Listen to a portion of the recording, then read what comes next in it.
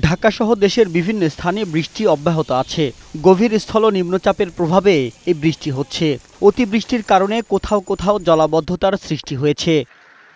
উপকূলীয় জেলা খুলনা নগরীর বেশিরভাগ সড়ক, স্থাপনা, শিক্ষা প্রতিষ্ঠানে বৃষ্টির পানি ঢুকে পড়েছে। জেলার ৯টি উপজেলায় মাছের ঘের, সবজি ক্ষেত, বসতবাড়ি পানিতে তলিয়ে যাওয়ায় বিপাকে পড়েছে বাসিন্দারা। মোংলায় বৃষ্টিপাত অব্যাহত আছে।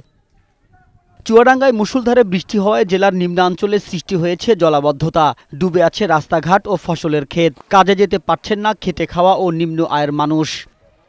সাতক্ষীরায় ৩ দিন ধরে বৃষ্টিতে শহরের বিভিন্ন এলাকায় জলাবদ্ধতা সৃষ্টি হয়েছে। পানিবন্দী হয়ে আছে লক্ষাধিক মানুষ। জেলার নিম্নাঞ্চলের শত শত হেক্টর মাছের ঘের, ফসলের ক্ষেত পানিতে তলিয়ে আছে। টানা বৃষ্টিতে মেহেরপুরে ফসলের ব্যাপক ক্ষয়ক্ষতি হয়েছে। এতে দুশ্চিন্তায় আছেন কৃষকরা। মাগুরাতেও টানা বৃষ্টিতে নিচু এলাকায় পানি জমে আছে।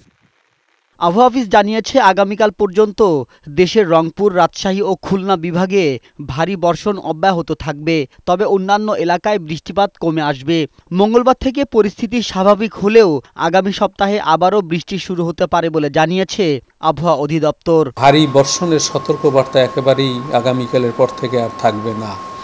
তবে এই যে মৌসুমী বায়ুর সক্রিয়তা নতুন করে আবার ২২ তারিখের পর থেকে মৌসুমী বায়ু সক্রিয় হতে পারে এবং নতুন করে আরেকটি বৃষ্টিপাতের স্পেল ২২ তারিখের পর থেকে শুরু হতে পারে।